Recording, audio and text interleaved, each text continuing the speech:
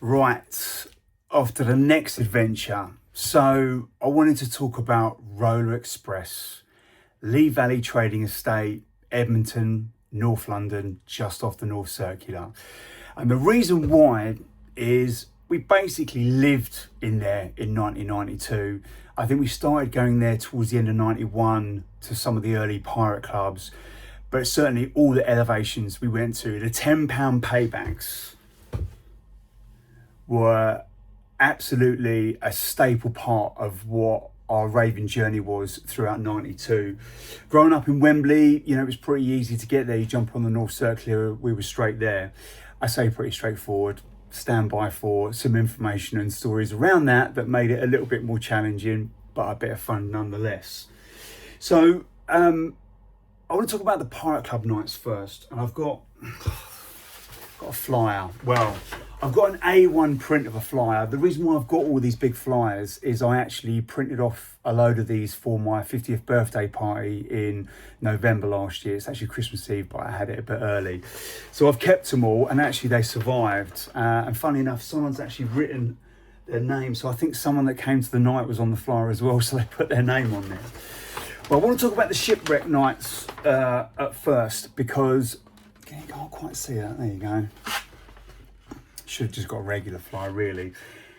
These were wicked nights. I really enjoyed this. I think they did try and do a bit of a comeback 3-4 years ago, and I'm pretty sure it was in Harlesden or Willesden. But anyway, I just want to read you some of the lineup, because it's actually bonkers, the lineup that they had.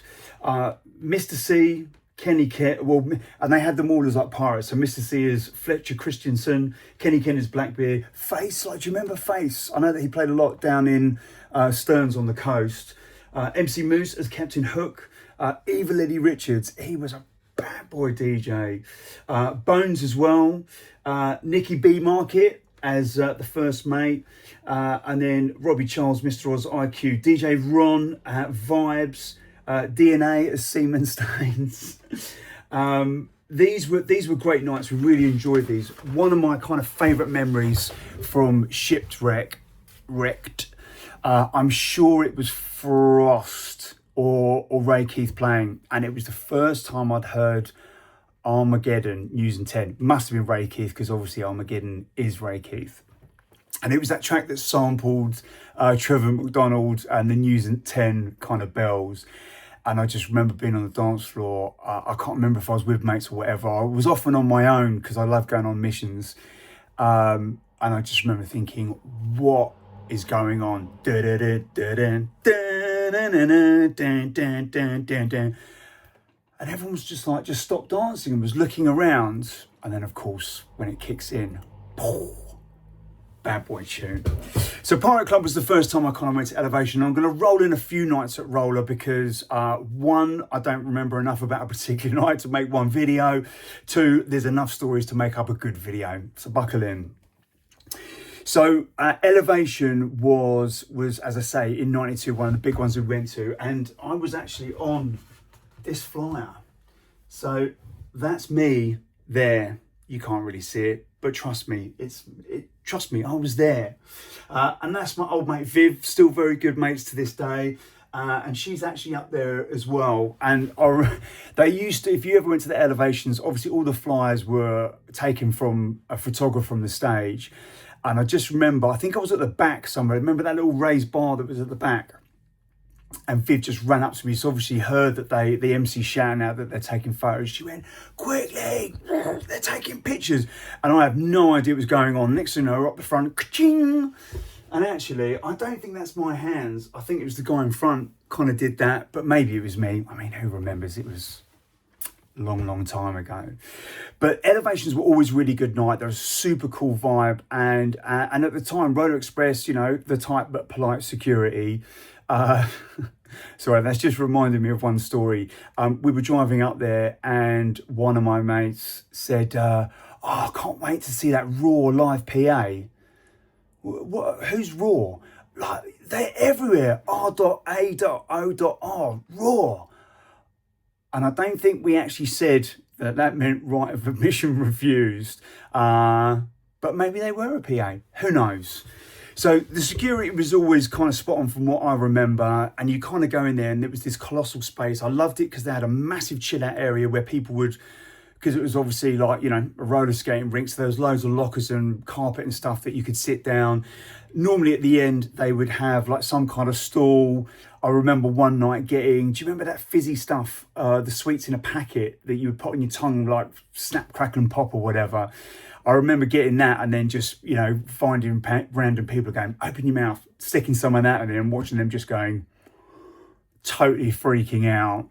And then obviously they had the massive area where there was the dance floor. And then sort of kind of as you walked in on the right, you stepped up a couple of steps into the upstairs bar, which, funnily enough, I remember one time we were up there and there was a guy playing house and we were kind of just sort of chilling out and whatever. Turns out the DJ's name was Roy Collins. Do you know who that was? Who that alter ego was of? I'll give you a clue.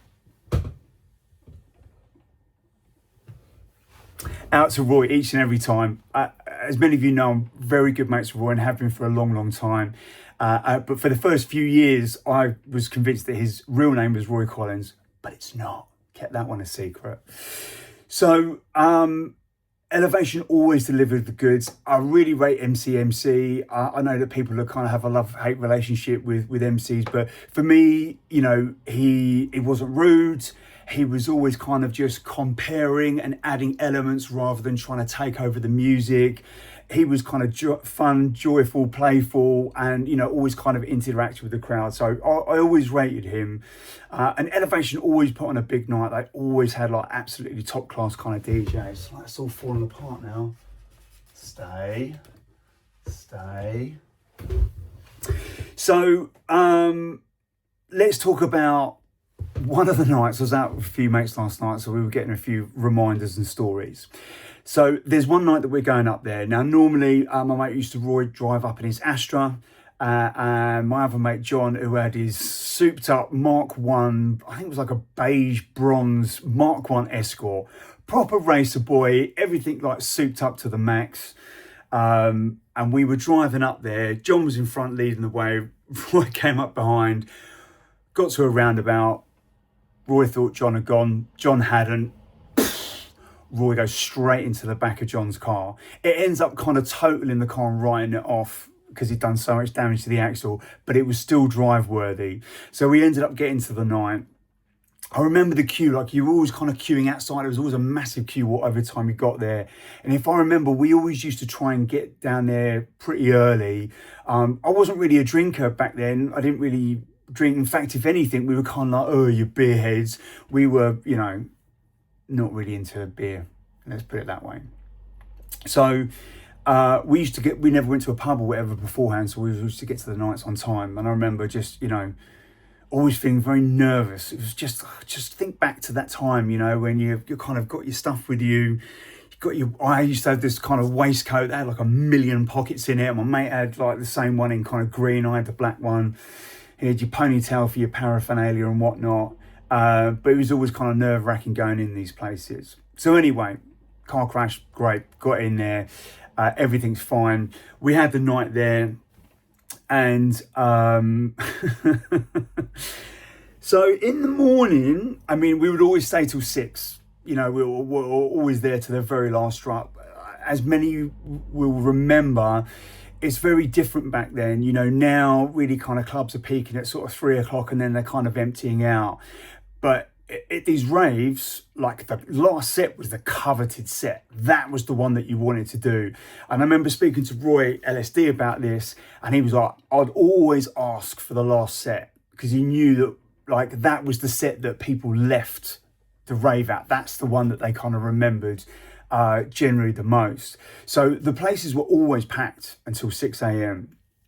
Can't really remember who, you know, singing in particular. I kind of remember Dance Conspiracy, Dub War. I remember seeing a live PA of them there. I remember the MC and DJ Rap engagement there. I remember LSD several times. In fact, I remember, I think I talked about this the other day in the other video, him playing Don't Wanna Stop, I Don't Wanna Stop, that tune, and just I just remember just being in such the zone on the dance floor, just like, yeah, we ain't letting this stop, no way. So that particular night where we'd had the incident on the way up there, John, let's just kind of put it in this position. He was not in a state to drive home, and not for the reasons that you think, because his legs had basically completely cramped up. He couldn't bend his legs. Now, bearing in mind, John is 6'2", 6'3", maybe 6'4". He's a tall guy. And so one of our other mates, Matt, who was a slightly older guy who was coming out with us for a period of time, was like, don't worry, lads, I'll drive the car. He basically reversed the car out and just crashed it straight into someone else. Didn't even notice or think about it, and then carried on. We're all just like it's like 6:15 in the morning, so we all just piled in the car. John couldn't sit in the car. The only way that he could be in the car was by being in the front seat, or was he in the back seat? I can't remember. He was in the car, but both of his legs were out the window. Now, we had to drive down the North Circular and get back to Wembley and do various drop-offs. How we didn't get pulled over or spotted or whatever, I do not know. But we managed to get back.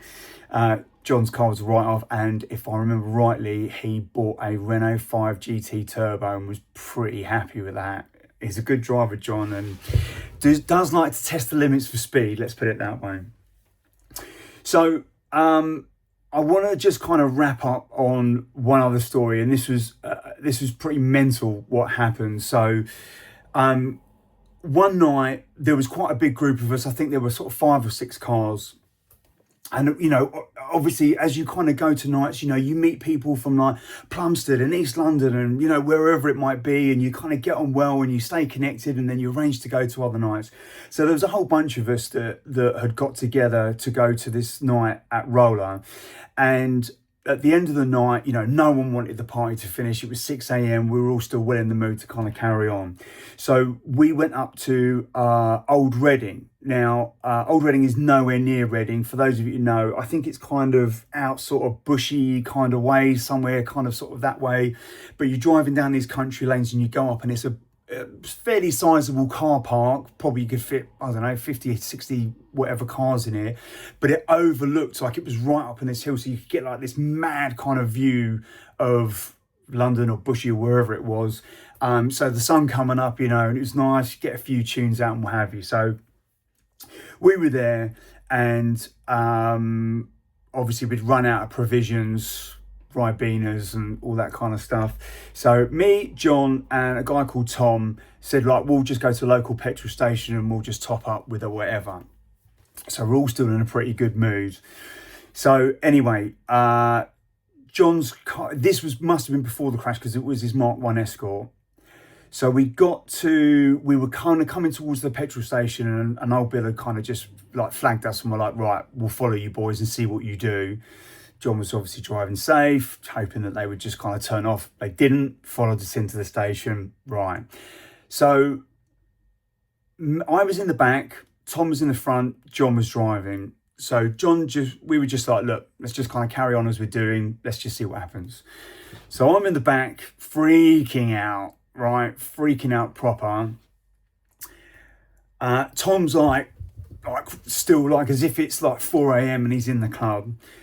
John gets out and just switches into Mr. Cool Cucumber, right? So there are 2 policemen in there.